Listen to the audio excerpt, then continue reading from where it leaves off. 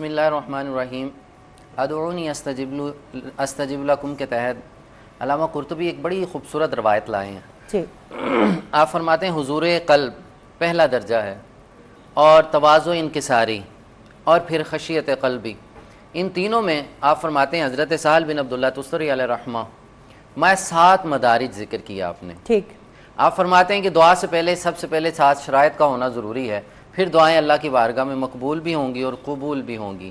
وہاں سب سے پہلے اپنا لقمہ حلال کا اہتمام کرو، سبحان اللہ. اپنی غذا پاک کرو کیونکہ اللہ کو پاک اور طیب چیزیں پسند ہیں. ٹھیک. اور پھر اس کے بعد فرمایا اپنے اوپر ایک خوف طاری کرو کہ تم اچھا سوری، یہاں یہ وضاحت کر دیں. جب آپ نے عقل حلال کی بات کی، بہت سے لوگ یہ سمجھتے ہیں کہ صرف وہ رزق جو حرام چیزیں ہیں وہ کھانا منع ہے، لیکن جو باطل طریقے سے کھایا جاتا ہے اس کی طرف فوکس نہیں کیا جاتا. میں چاہوں گی تھوڑا سا اس کے اوپر بات کریں، یہ بڑی اہم بات ہے.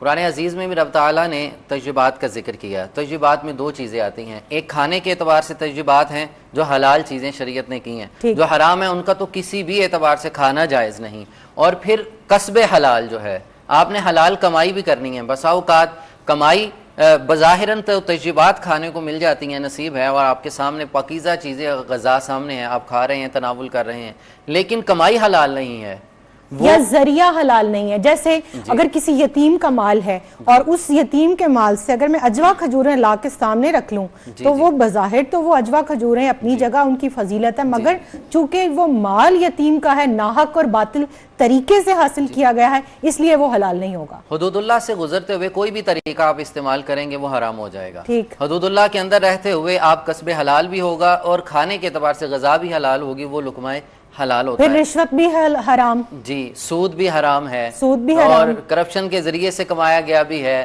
اور اگر 9 حصوں کے اندر صرف ایک حصہ جو ہے وہ مشتبہ ہو تو اس کے لیے بھی علماء نے واضح حکم فرمایا. فرمایا ایک دودھ ہے، پاکیزہ ہے، اللہ کا نور ہے، اس میں اگر ناپاک ایک ڈراپ بھی ڈال دیا جائے تو سارے کا سارا ناپاک ہو جاتا ہے، اور ناپاک چیز سے ناپاک چیز کو پاک بھی نہیں کیا جا سکتا. تو لہذا اصول وہی ہے. لقمہ حلال سے مراد اس کی واضح اور بین جو شریعت نے احکام جاری کیے ہیں، جو حدود شریعت مطہرہ نے مقرر کر رکھی ہے، اس کے علاوہ کچھ بھی نہیں ہو سکتا. اچھا ڈاکٹر صاحب ایک اور بات بتائیے. ویسٹ کا اور ہمارے ملک کا جو خاص میں نے فرق دیکھا، ہمارا ورکنگ ایپٹیٹیوڈ یہ ہے کہ وہاں اگر 6 گھنٹے کی نوکری ہے یا 8 گھنٹے کی ہے اور آدھے گھنٹے کی نماز بریک ہے تو وہ آدھے گھنٹے سے 31 منٹ نہیں کرتے.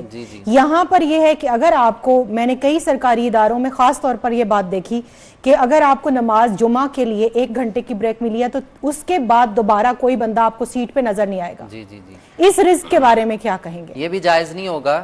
بسا اوقات اکثر لوگ یہ شکایت کرتے بھی ہیں کہ ہمارے امپلائی چلے جاتے ہیں نماز کا کہہ کے، وہ کہیں اور چلے جاتے ہیں، یا نماز کا کہہ کے چلے جاتے ہیں اور بڑی لمبی نمازیں پڑھتے ہیں، اکثر تو واپس نہیں آتے، یا نماز پڑھنے جاتے ہیں تو بڑی لمبی نماز پڑھتے ہیں. تو ان دونوں کے اعتبار سے یہ ہوگا کہ جب آپ اپنے آفس ورک ٹائم میں ہیں تو پھر لمبی نماز نہیں آپ ادا کر سکتے. وہ رزق بھی آپ کا مشتبہ ہو جائے گا. بالکل ہو جائے گا، کیونکہ آپ کو اس کا معاوضہ دیا جا رہا ہے جو آپ نے وعدہ کر رکھا ہے، جو کمنٹ کر رکھا ہے کہ میں اتنے گھنٹے کام کروں گا اور اس کا معاوضہ لوں گا. اور اب آپ دیکھیں اگر لمبی تسبیحات اور اگر آپ نے وظائف پڑھنے ہیں تو دوران ڈیوٹی نہیں آپ پڑھیں گے، پھر رات کو جا کے آپ تہجد میں پڑھیں جب آپ کی ڈیوٹی نہیں ہے. جن کی نائٹ ڈیوٹی ہے وہ نائٹ ڈیوٹی میں بھی لمبی نمازیں نہیں پڑھیں گے اور تہجد کے 12 اور 14 نوافل نہیں ادا کریں گے. ان کے لیے بھی یہ ہے اگر انہیں چھٹی ملی تو 2 نوافل پڑھیں اور فوراً اپنے کام پہ آ جائیں. دیکھ لیں آپ بڑی بات کر رہے ہیں. علامہ نے کہا تھا دین ملا فی سبیل اللہ فساد. کوئی کال نہ آ جائے آپ کے لیے؟ جی اگر آئے گی تو ہم تو قرآن و حدیث کی دلائل آپ کے سامنے رکھیں گے. اس وجہ سے تو میں اگلی بات کر رہا تھا. آقا کریم صلی اللہ علیہ وسلم نے، حضرت ابو ہریرہ راوی ہیں، صحیح مسلم کی روایت ہے، آقا کریم صلی اللہ علیہ وسلم نے ارشاد فرمایا اللہ پاک ہے، سبحان اللہ، اور اللہ پاکیزہ چیزوں کو پسند کرتا ہے. وہ شخص جو لمبے سفر سے آئے، جس کے